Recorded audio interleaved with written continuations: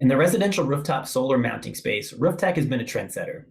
Founded 27 years ago in Japan, Rooftech's product line has pioneered two attributes in particular: self-flashing mounts and deck attachments. Today in the pitch, Rooftech's National Sales Director Michael Dunlap explains all there is to know about deck attachments versus rafter attachments, and why it matters when a product can do both.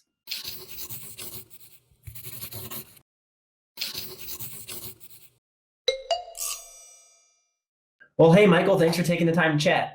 Thanks, Chris. I'm glad you could have us. So Rooftech has been doing deck attachment for 27 years, starting in Japan.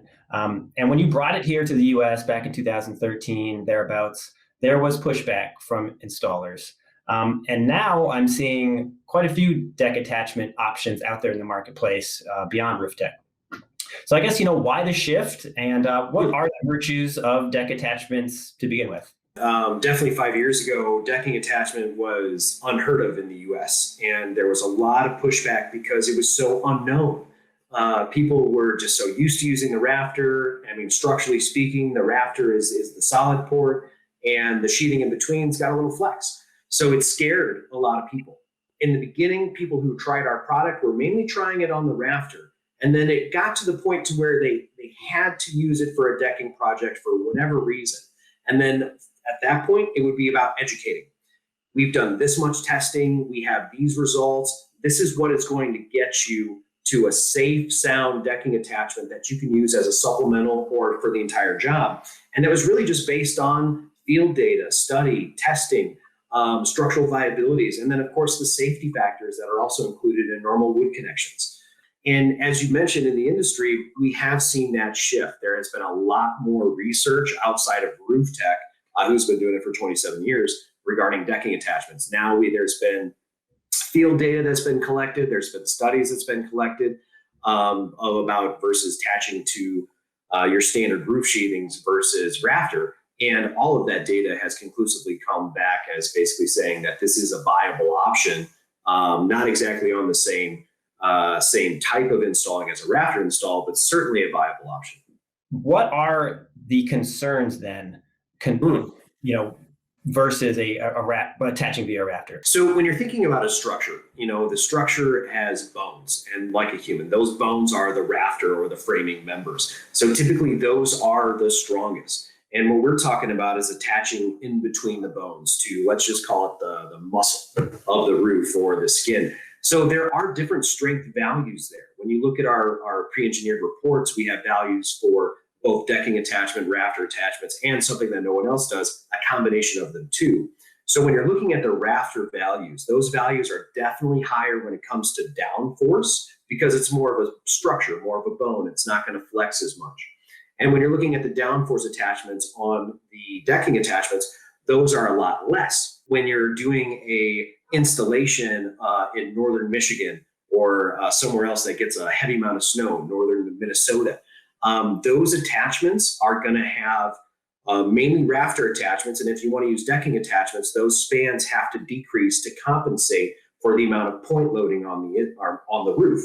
So when you're looking at this, structurally speaking, the point load is the issue when it comes to down pressure onto rafter versus down pressure onto decking. When you choose to do a decking install, you will be using possibly more attachments to compensate for the point pressure. And that really only comes into play for snow load areas. Like I mentioned before with northern Michigan or northern Minnesota, the snow load areas are going to have much smaller spans for decking attachment, but you can go up to 8 feet spans in southern Texas where there's no downforce. It's all about uplift. And the uplift, when it comes to sheathing versus rafter, it's pretty comparable. Well, then I'm wondering about the versatility as well. Can you do a railless installation attaching to the deck? Yes. Okay. Yes, so absolutely. And that's what's made our railless installation very much different. Besides our flexible flashing to where we're not using metal flashing, we're going top down. Besides that, the ability to go to deck makes railless install easier. One of the advantages of using decking attachment for railless is that you're not confined to the rafter layout of the project. You don't have to move your modules to fit the rafter layout of the project. But also on top of that, you have about a 43% reduction in point loading or pressure you're putting on the roof because you're spreading out those point loads over multiple connections on the railless system versus singular connections onto rafters maximally spaced. And what this allows you to do is you don't have to align with the rafters. You don't have to align your array with the rafters. So it thus makes the whole layout process a lot easier. You're still achieving the structural viability that you would normally be looking for while making it easier on yourself, but you will be adding 20 to 30% more attachments. So the fact that you're going to have so many more attachment points, is it fair to view this as maybe more risky in terms of water intrusion versus a rafter attachment, considering Sure. all the holes you're making?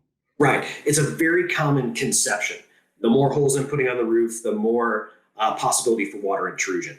And when you're looking at certain types of flashings, I would agree with you. If you're talking about adding in more metal flashings onto a shingled roof, I would say that you're definitely increasing your chances of having water intrusion. Or even any type of top-down application that is EPDM based or silicone based, or something that relies on pressure or on tension, the tightening of that bolt to secure it to the roof. So anything like that is going to have a potential for risking of leaking because they're not adhesively put down and they rely on tension to keep them there. So over time, expansion and contraction is going to wiggle these bolts loose. With our system, we use less shank, so we do a 3/16 bolt or wood screw compared to a 5/16 lag bolt. And what that allows us to do is compensate for that expansion and contraction, as well as our 25-year guaranteed RT flexible flashing butyl, which has been in the field for 27 years. And you bring up a good point. With deck attachments, you have more mounts and attachment points overall, so more holes that way. But attaching to a rafter isn't necessarily the easiest thing in the world or foolproof in terms of drilling that pilot hole accidentally missing, or if you're using a lag bolt, that thing's pretty thick. Getting the thing dead square can be an issue too. So not exactly a fully error-proof, risk-proof proposition there either. Number one leak in North America caused by solar installation is unflashed or misflashed pilot holes. So the whole concept here is you're trying to achieve your structural viability by hitting somewhere in the center of that rafter. And with your 5/16 lag bolt, once again about the size of my pinky, has a recessed value that it needs to be into the rafter. It can't be any closer than a ½ inch from the edge. And when you're factoring that in, the lag bolt itself is around 30% of your standard size rafter. So then you have basically zero margin of error to get that lag bolt perfectly in the center. And what this usually means is that the installer has to poke not only one hole, but possibly 3 or 4 holes to try to get to that exact center. And those holes definitely can lead to, if they're not properly flashed or properly taken care of, can lead to extra leaking. Not to mention, once again, we're talking about the bones of the structure that you're now poking a lot of holes in. And some of those holes are in places where they're not supposed to be. So you're actually causing some additional damage to the rafters themselves, which could be coming up later when someone goes to sell their home and they see that there's rafter damage.